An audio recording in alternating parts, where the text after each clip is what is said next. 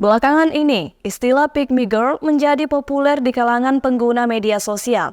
Netizen ramai membuat konten yang menggambarkan dirinya seolah-olah merupakan wanita yang memiliki sifat pick me, atau yang diberi sebutan dengan pick me girl. Beberapa juga justru membuat konten edukasi mengenai sifat pick me itu sendiri. Pick me girl merupakan julukan yang diberikan untuk seorang perempuan yang selalu berusaha membuat lawan jenisnya terkesan, dengan meyakinkan bahwa dirinya berbeda dengan perempuan lain. Pick me girl lekat dengan stereotip negatif di masyarakat, karena seringkali seorang pick me girl sampai merendahkan perempuan lain demi mendapatkan perhatian yang diinginkan. Berbagai perspektif dan tanggapan pun hadir di masyarakat. Ada yang menganggapnya sebagai hal yang sah-sah saja untuk dilakukan. Ada pula yang menanggapinya dengan kebencian, bahkan cenderung menghindarinya di lingkungan sosial. Pandangan lain justru menyebutnya sebagai korban dari sistem patriarki yang telah tertanam sejak lama di tengah masyarakat. Terkait faktor-faktor yang menyebabkan munculnya sifat pick me dan bagaimana seharusnya lingkungan sosial menanggapi fenomena pick me girl ini, dari kacamata sosiologi, Dr. Andes Muhammad Iqbal Latif MSI, dosen sosiologi Unhas angkat bicara. Ya, saya kira memang isu mengenai pick me itu ya adalah bagian dari isu-isu yang terkait dengan fenomena postmodernisme ini ya. Betul.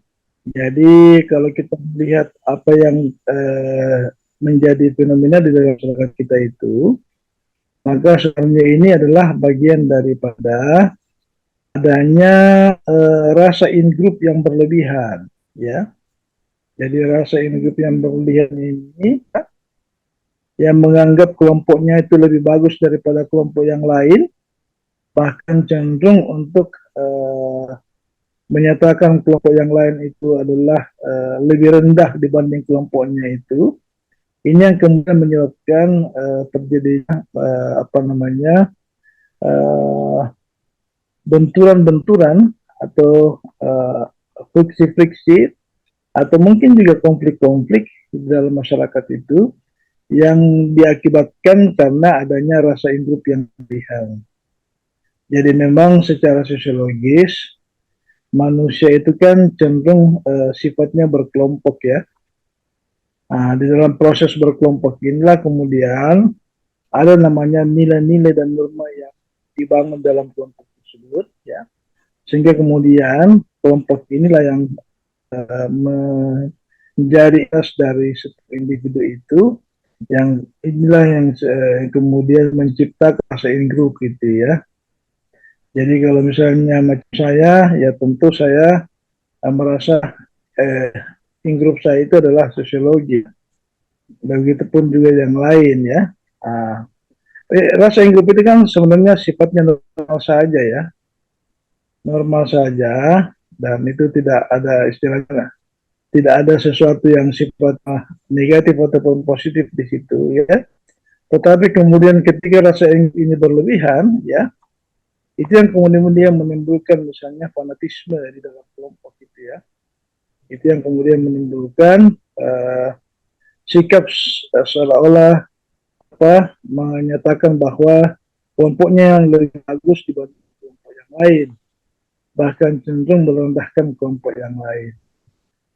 Nah, fenomena ini saya kira memang dalam konteks dalam kehidupan bermasyarakat ya, apalagi berbangsa dan bernegara ini, saya kira ini juga sering kita jumpai di dalam interaksi sosial yang lebih luas.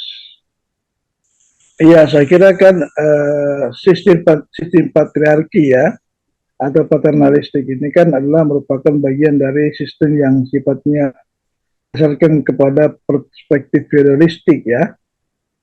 Ya, tapi kemudian saya kira dengan perkembangan zaman yang ada sekarang ini, maka fenomena itu saya kira perlahan tapi pasti itu akan kemudian mengalami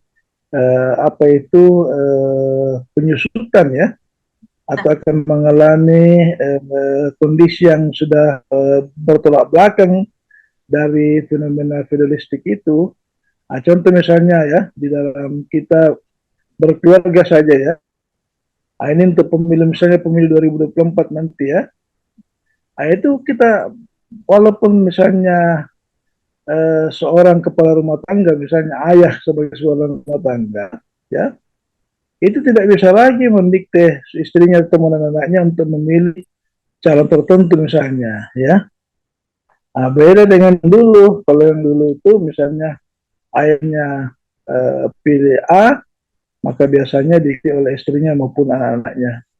Kalau sekarang dengan fenomena yang makin terbuka ini, situasi sosial yang makin terbuka, ya, kemudian akses-akses informasi juga makin banyak, gitu. Nah, sehingga kemudian itu yang menjadi eh, referensi bagi seseorang, ya, untuk menentukan pilihan-pilihannya. Dalam konteks ini saya kira memang eh, bagaimana kemudian perempuan itu diposisikan untuk eh, ikut menentukan pilihannya, saya kira memang era sekarang ini era di mana eh, apa itu eh, munculnya banyak tokoh-tokoh perempuan, ya, munculnya kemudian banyak sekali perempuan-perempuan yang hebat sekarang ini, itu yang memberi inspirasi, ya, dari kepada perempuan-perempuan lain, bahwa mereka itu juga sejajar dengan laki-laki. Bahwa kalau dulu misalnya laki-laki yang memilih misalnya pasangannya, karena itu perempuan harus pandai-pandai membawa diri, maka itu juga bisa terjadi pada era sekarang ini, di mana perempuan juga punya kemampuan untuk memilih pasangannya, ya, tidak lagi dipilihkan tapi memilih pasangannya sendiri berdasarkan kriteria yang dimiliki.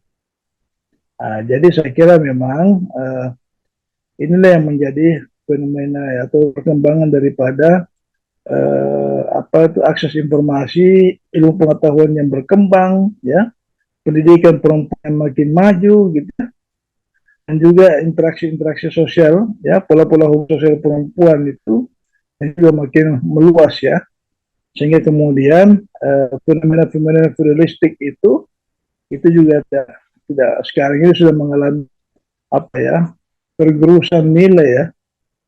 Dunia sudah tidak jadi sebagai hal yang mendominasi dalam kehidupan sosial sebuah masyarakat atau sebuah keluarga misalnya.